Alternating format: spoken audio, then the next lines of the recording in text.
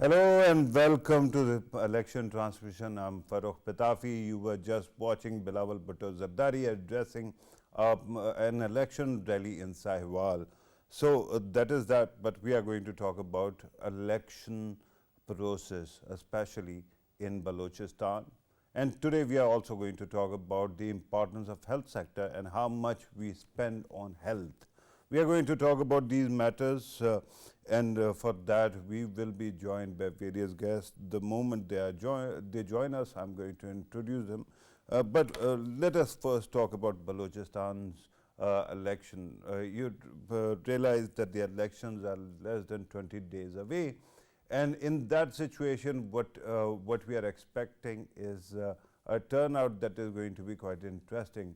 Throughout the country, various polling stations have been marked as sensitive or highly sensitive. Out of the total proportion, 2,000 of Balochistan's polling stations have been marked, around a little more than 2,000 polling stations as highly sensitive and 2,000 as sensitive. We know that Balochistan Awami Party had formed the government there in the past. We know that most of the results that we saw were actually from that area. Once again, let us go back to Bilawal Bhutto Zardari's speech. किस्म का निज़ाम होगा कि इलाज भी मौजूद हो, मगर हम कहें कि आप गरीब हो तो हम आपको ये इलाज नहीं दिलवा सकते हैं। मैंने अपना हुकूमत सिंध में कम अरसा में हर ज़िला में मुफ्त इलाज का इदारा कायम किया है।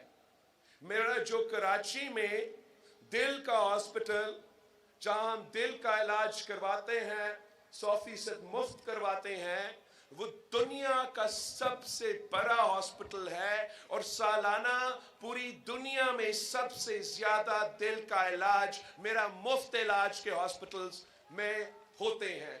मैं चाहता हूं कि इंशाअल्लाह ताला आपकी साहिवाल में भी इस किस्म का मुफ्त इलाज का सहूलत मिलना चाहिए। मेरा ये आपसे वादा है कि आप जब हमें मौके देंगे तो इंशाअल्लाह ताला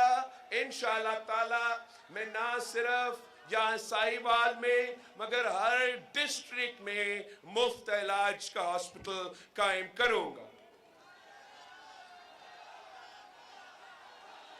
हमने ये तय किया है कि वो ज़माना जहां हम अपने नौजवान को कहते थे कि जाएं बड़े बड़े शहरों में तालीम हासिल करें, चाहे वो कराची हो चाहे वो लाहौर हो, अब हमें हर इज़ला में कैंपस और यूनिवर्सिटीज़ कायम करना पड़ेंगे ताकि मेरे चाहे वो साहिवाल के नौजवान हो या किसी की शहर या किसी इत्तेहाद का नौजवान हो, उनको इतना महंगा ट्रैवल ना करना पड़े, अपना रहाइश किसी और शहर में बंदोबस्त ना करना पड़े, उनके घर के सामने तालीमी इदारे मौजूद हो ताकि वो तालीम हासिल कर सके। ये तमाम वादे मेरे 10 नुकाती एजेंडा में मौजूद है।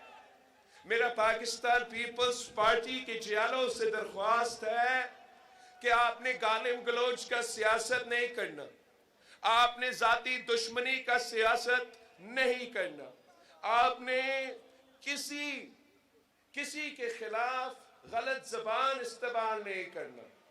जो गाली की सियासत करते हैं, जो तकसीम और नफरत की सियासत करते हैं, जो आपको अपने भाइयों से लड़वाते हैं, वो इस मुल्क के दुश्मन हैं और उनके पास कोई मंसूबा नहीं है, कोई मंशूर नहीं है।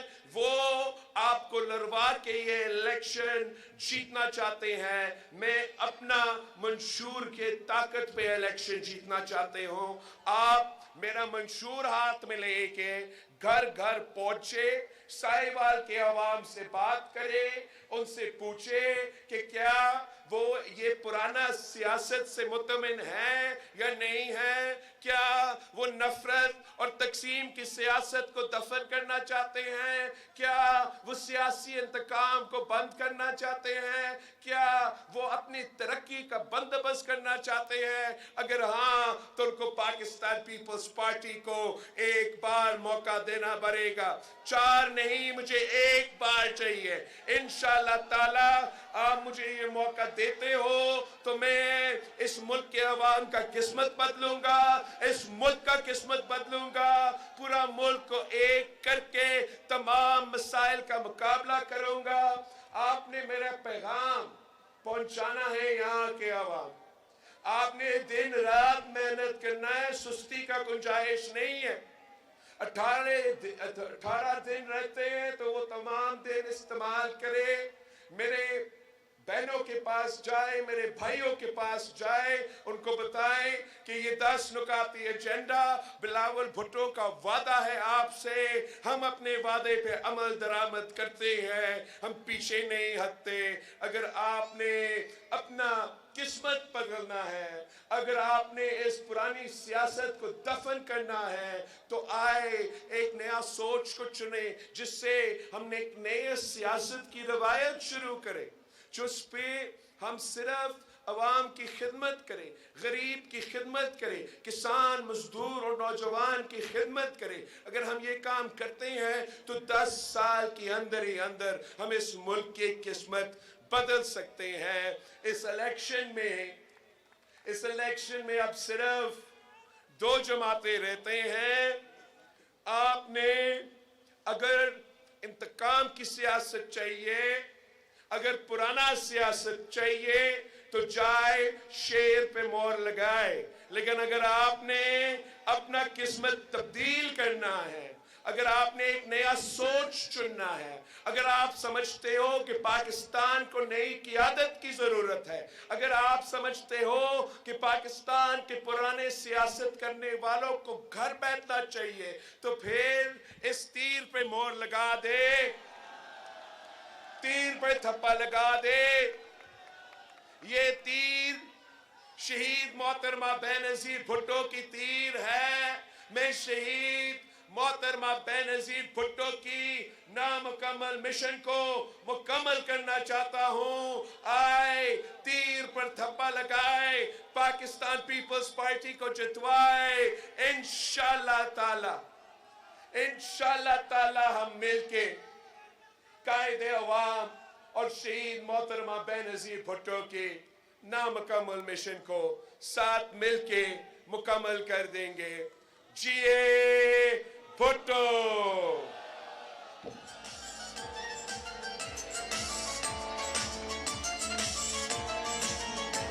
राना का ये हाथ में मंशूर Bilawal.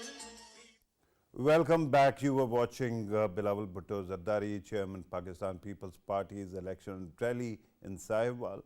Now, coming back to the discussion that we were having, we were talking about the importance of Balochistan election.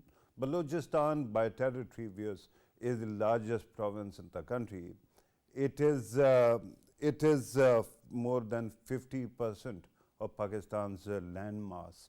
But when you talk about population, it is one of the most sparsely populated part of the country. So, as I was pointing out that there are in total 92,000, approximately 92,000 polling stations in the country, out of which 2,000 in Balochistan have been identified as highly sensitive, and further 2,000 are actually marked as sensitive. So we have to actually wait and see what actually becomes of it. I'm told that we have got a guest on telephone, I guess, or on video. We have, the people who are supposed to join us in a bit are Abdul Salam, correspondent PTV World, joins us on video, and Jawad, journalist, who joins us on telephone. Let me ask the MCR whether they are with us. MCR, Okay. Shahzada Zulfikar has also joined us on Skype. Shahzada Zulfikar is a senior journalist. Shahzada Sahab, thank you very much for being part of the program. Let me ask you Well, about the overall situation of election campaign in Balochistan. I'm asking this because throughout the country, while we are less than a month away from the elections, we have seen only an anemic, a lukewarm election campaign so far. Is the situation in Balochistan any different? yes, they actually, that rumors, due to the rumors that election may be postponed, or maybe what will happen in the country or with the elections. So the political parties started their elections election campaigns very late. Like we are seeing very active the People's Party, the Noon League, and Baluchistan National Party, Mangal Group, and National Party, and Jamiatul Ulama Islam, Pashtunkhwa Milli Awami Party. The candidates of these parties, and also Awami National Party. So alliances were formed, and between JUIF and BNP Mangal, JUIF, Pashtunkhwa Milli Awami Party, ANP with the National Democratic Movement, and a splinter group of Pashtunkhwa Milli Awami Party led by Khushal Kakar. So they started, and in on social media, we are seeing they are very much active now. They geared up their election campaign in different areas. And like the first is the first time that Maulana Fazlur Rahman, the head of JUIF, uh, competing election or running in the election for National Assembly from Pashin. Pashin is a very safe seat for JUIF for a long time. I mean, they have the JUIF candidates have been getting their seats in from the area, so that's very easy. Maybe Maulana Fazlur Rahman Saab is feeling, I think, some threat in Dera Ismail Khan. So that's why he decided to run in coming elections from Pashin seat that is considered very safe. And Pashtunkhwa Milli Awami Party's head Mahmud Khan Achakzai Very was. safe in his hometown. You mean by challenges from other political parties, right? Yes, yes, that's what I'm saying. Pashtunkhwa Milli Party's head Mahmud Khan Achakzai, who was also running in the in the election from same seat, so withdrew his nomination papers, and in return, JUIF also withdrew its candidate from Quetta city. Quetta city's elections for National Assembly, and Mahmud Khan is also contesting that from that seat. Yes, pardon. Right. Let me also bring in Abdul Salam Jogezai, correspondent PTV World, who joins us on video link. Abdul Salam, thank you very much for joining the program. Let me ask you, kindly, if you could, actually, I could see Shahid Rind, journalist, on screen in front of me. I think we'll need clarification. Okay, Abdul Salam Jogezai Sahab, your take on the law and order situation in Balochistan, and how is the situation shaping up prior to the election?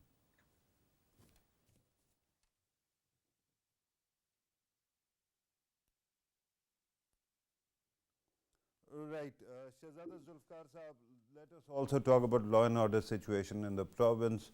We know that there are many dynamics at play. One, of course, there is a report of terrorist activities that has been continuing, and the law enforcement agencies are fighting it bravely.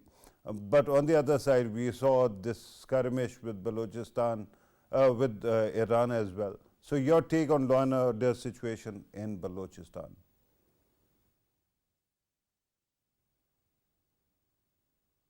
Yes, I didn't hear your question, but I did understand the major topic is today election 2024, the all setup for the upcoming general election in Baluchistan is according to the plan. Baluchistan is unique in all perspective. It is a thick in land, thin in a population. We have only 1 crore 50 lakh population. Total number of registered voters are 53 lakhs, in which 30 lakhs are male registered vote and 23 are the female registered vote. So you can see Baluchistan is unique in the all way. So if we come to the now to the election process, all set up by the government of Pakistan, election commission and government of Baluchistan is according to the plans. So we can say that the things are going smoothly. So we have a challenges in a security point of view in few district like Cage, Turbat, Makran. This is the sensitive area. This will a big challenge for the government and for the political party. Now we will Right. come to the political parties that which gave the attraction of the voters is the Pakistan Muslim League Noon, Pakistan People's Party, Jamiat Ulama Islam Faith. Yeah. In nationalists, there is the Pashtun Family Awam Party, BNP Mangal National Party, and also you cannot ignore the electable because in Right. Baluchistan the electables are the key figures. So Right. there And will we be are the going to mixed talk about, majority. Abdul Salam, we are going to talk about the electables also. But my question right now, because we talked about the turnout, we talked about the law and order situation. So let us talk about turnout as well. In 2018, we saw really very bad turnout. This time, you think that there is going to be, any difference in turnout on the election day? Reserve seat. So, if we can say that Baluchistan, the people of the Baluchistan, the political parties are trying level best to catch the attraction of the mass, catch the attraction of the people, the voters. All the things are going to the plans. The political parties are trying their level best to gear up their activities, political activities, and they are already start their election campaign few weeks ago, and door to door steps they are going to catch the attraction of the peoples. Right. Let me go back to Shahzada Zulfikar Sahab. Shahzada Sahab, the issue of turnout is very important. And we see one thing that is underplayed in national media, and that is the distances that are involved. When a province is practically half of the country's territory, in that situation, usually when it comes to polling stations, they are far, far away. So how do political parties manage election day transportation, and how do they ensure that the turnout is good?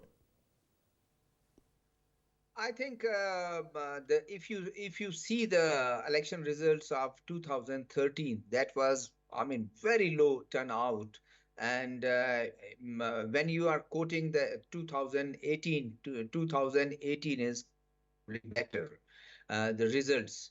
And this time also, you know that the you mentioned the highly sensitive areas like Makran and Central Balochistan. If you see these areas, always, a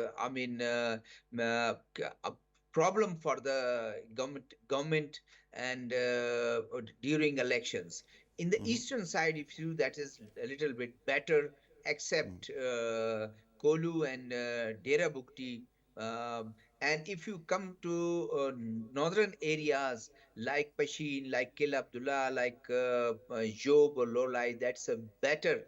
I Right. mean, having result, we had good results for our turnout from these areas. So as far as you said, as far as the distances are concerned, so the distance, you know that now this road communication, better communication resources. Otherwise, 20, 30 years before, that was staff, election commission staff that were using camels for carrying the boxes polling Right. boxes for to that Right. I asked this areas. Shahzada Zulfikar Sahab because one thing is for sure, because the population is low and the territory is big. Because of that, the constituencies are supposed to be very big as well. So, for a voter to actually show up on the election day for polling, that becomes quite an important thing. But let us also talk about the overall situation when it comes to major political parties. Even though regarding turnout, we saw something very interesting. Our chief minister, that was Bizenjo, actually became chief minister when he had actually gotten only 2,000 votes or less than 2,000 votes in the elections.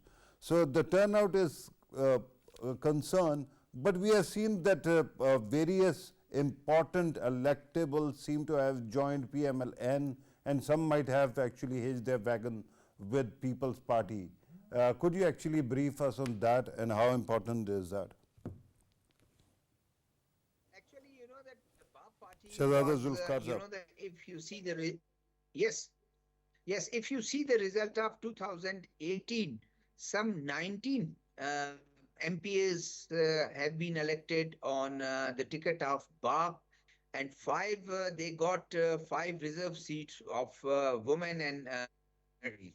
So they got 24 member in out of 65 in Baluchistan Assembly. So they managed to seek the support of 17 other members of other political parties like PTI, like ANP, like Hazara Democratic Party, BNP, Awami. So with 41 members, they have been ruling the government. With a Bap party was divided within a two group, and you know that against Jam Kamal, there was no confidence motion against Jam Kamal, led by Mr. Quddus Bizinjo and Chairman Senate Sadiq Sanjrani. So the rest of the, time, for the rest of month or time, Mr. Bizinjo got elected and ruled the government with the help of 24 member opposition. That was very strong. Now most of the electables, they quit the Bap party.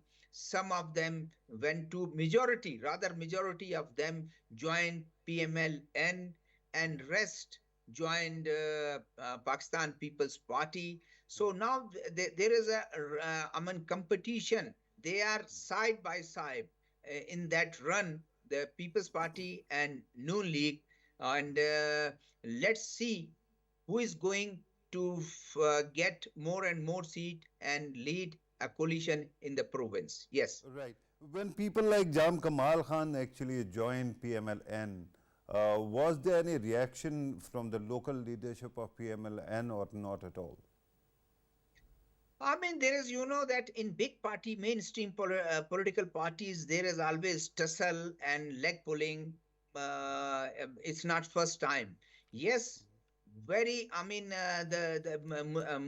PMLN was, was very weak in Balochistan after 2017, when all these electables quit the party and join a group, and before few months before they joined BAP, newly formed party, Balochistan Awami Party. So there is also the people started joining when they saw there is some little bit chances for PMLN forming its government in Islamabad, in other provinces. So they started and they rushed towards them. There is some also the people, the local worker, but if you see the very close colleague of Jam Kamal, Sarfraz Bukti, joined People's Party.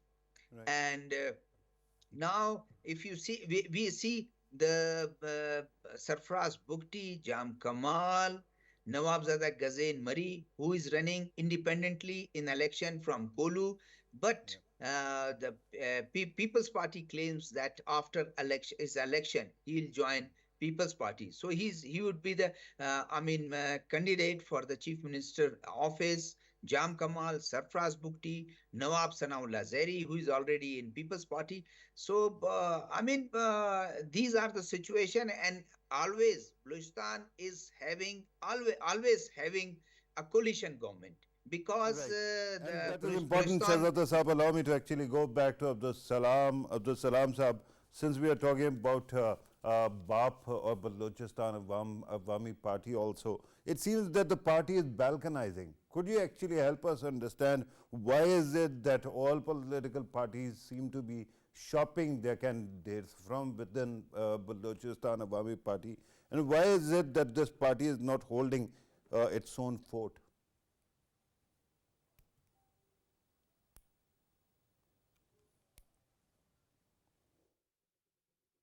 Abdul Salam, can you hear me?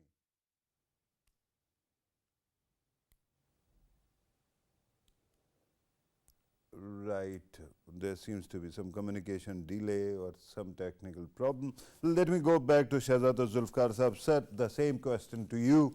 Why is it that Balochistan Awami Party seems to be balkanizing it right now?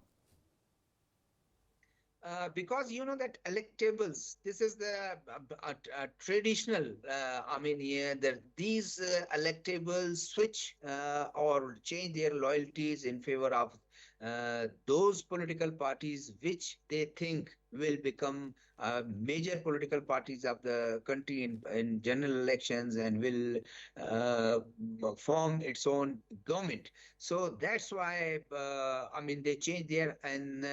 We just thought at that time that few months before we thought that there would be no more Balochistan Awami Party, but there are some electables in you can count them on your fingertip. There are very few like Nawabzada Khalid Maksi, who is the head of the party, and Secretary General, who is Senator Manzoor Kakar, Sardar Saleh Bhotani, and Nawabzada Tariq Maksi.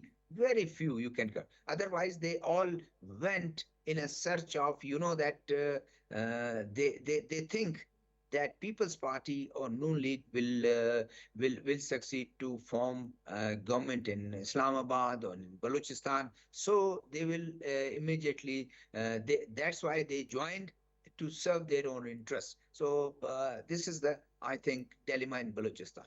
Right. These provincial parties, like I mean, national parties also running. Then, of course, BAP is also in the run. Could you tell us that whether these political parties, especially the provincial parties, have they come up with any manifestos at all? Yes, you know that if you see the narrative of National Party, Balochistan National Party, Mangal, Balochistan Party, Awami or Pashtun Minimum Party, they just stress for they focus and they stress for people's right and resources of Balochistan in the control of provincial government. And against that, that was an experience they made, the electables made by forming Balochistan Awami Party to make a counter narrative, to establish a counter narrative of people's right and resources of the province should be spent for the benefit of local people. So they also going with the narrative. But the thing is that if we see the last government headed by Kudus Bizinjo, BAP's chief minister and head of the party. So the all opposition party like JUIF, BNP, the second largest party in the in on opposition benches, they Right. all supported Kudus Bizinjo, and they were unable to carry out the development or utilize the That development was fund promised. properly. Absolutely. Shahzada Zulfikar Sahab, thank you very much, sir, for being part of the program. Let me go back to Abdul Salam. Abdul Salam Sahab, let me ask you very quickly. We have heard, that when it comes to national party, National Party has come up with its 25-point, manifesto. On the other side, we have also heard BNP mingle seems to be complaining about atmospherics. Can you help us understand what is going on there? Yes, Gulistan is already, I said, that unique in all perspective. If you come to the political, in education, in any area, Gulistan has in their own narrative. These party, national party, this time I think take some seats. BNP member performance according to the people was not up to the mark in last government because they mixed narrative. They were complaining about the government and also at the same time they were the close ally with the Mir Abdul Pasanjo, who was the chief minister at that time. So there is a complaint in these elections by all parties. So this is their tactics, I think, because if you come to the main parties, the overall situation, the setup program set by the Election Commission of Pakistan, the government of Pakistan, government of Baluchistan, so there is no major complaints coming from the major parties like Pakistan Muslim League Group, Pakistan People's Parties, and same like JOF, there is complaint, but it is not at the large scale. BNP Mangal have some problems in this era, so you know better than me. So, but the things overall situation in the Baluchistan is going smoothly. Only the security will be the biggest challenge for in some part of like Makran division and some part already the Shahzada Zulfikar said that in Kulu Berabukti. Rest of the Baluchistan is, I think, peaceful, but you can say there is a some. I have to thank you for your participation. I have to let you go. Thank you very much for being part of the program. We actually move to the second part of the discussion, which is important because right now, as I pointed out, we are less than a month away from the elections. Various political parties seem to have actually come up with their manifestos, but two leading parties, one PMLN and second PTI, still are promising that their manifesto will be presented soon. When it comes to various promises that are made, one major promise is healthcare. And if you remember that this country used to struggle with its healthcare system, we saw it during the COVID days when circumstances were really bad. But with that kind of a situation, one had to actually keep on talking about these issues. But finally, at this moment, our healthcare budget is hovering around 3%. So that is the number that we have, 3% of the GDP. But WHO says that Pakistan at least needs 5% of its GDP to be spent on healthcare. And World Bank has actually pointed out that in addition to the current expenditure, the country needs 1% of GDP at least to go to the issue of stunting, because that is also important. So we are joined by Dr. Rana Jawad Asghar, who is a healthcare expert, who will be joining us. Actually, he is joining us right now via Skype. Thank you very much, Dr. Saab, for being part of the program. Let me ask you regarding the commitment of various political parties regarding healthcare and what needs to be done right now immediately. Thank you very much for inviting me to the program. You have rightly said that two main political parties have not issued election manifesto. And even if they issued election manifesto, healthcare doesn't come on top of the list of these. You mentioned that Pakistan is spending 3% of its GDP on healthcare, which actually is not that the government is spending, it's out-of-pocket expense. Government may be spending less, 1% or even lesser than the amount healthcare. So Pakistan's is dismissal overall across the governments over the last 2-3 decades. And just to give you an example, that in COVID-19 era, The vaccine we bought for $2 billion, 2 billion US dollars, were more than 2 decades of our federal health budget's total amount. So just think about that. Our attention is not there to prepare our health system to that level which it could become resilient. For the future, manifestos or the political promises, I think unless political parties understand the major ticking bomb, which is basically affecting everything in Pakistan, including our healthcare system, including our education system, including climate change, challenge, is our high fertility rate. We are producing so many children every year that we do not have a capacity to manage, to provide needed schools, needed hospital beds, and required, as you said, food. And that's why 50% of our kids are severely malnourished. So I think Dr. Saab, just to clarify this matter regarding population growth, Pakistan's current population growth is up the north of 3%, whereas the replacement rate is supposed to be 2.1%. Am I correct? Yes, I think the ballpark numbers are the same. But the issue is that if you compare it with our regional countries, including Bangladesh, their fertility rate has gone significantly down. And they had a bigger population at the time of 71 than West Pakistan. But the point is that unless political parties or the governments, incoming governments, make it as a priority, everything else is going to suffer. Right. You have known both public sector and private sector, Dr. Saab. Let me also ask you, because there's a debate that keeps on going on, that goes on in this country, public sector versus private sector. We saw an intervention which was introduced by PML and then was actually taken up by PTI. It was the health card. The People's Party seems to have a different method or their own perspective. They are talking about free healthcare for all, and they are talking about building hospitals throughout the country.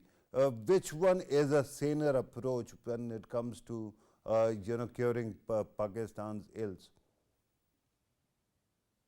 I think there need to be of a couple of approaches. It can't be exclusive. Muslim League government started this health card in selected areas and for a selected population. That was a good way of moving things and identifying and targeting this intervention to the poorest of the poor, and then supporting your own public care hospitals. But in the next government, what we saw was I think the political expansion of this scheme, and now it was not about rich or poor, everyone was eligible, and the private hospitals actually gained a lot of profit in that era. In that part of the scheme. And even at that time when they were doing this, I raised this concern that this scheme could not be sustainable in long run, because you need to look at your health budgets and see from where that money will be coming for those health cards. So I think it's good if you target the the poorest population, but the best approach would be that our primary care and health units are at that standard that they can take care of. Right, Dr. Saab, these are important things. We'll continue to debate this. Viewers, this is today's program. Thank you very much for watching. Take care.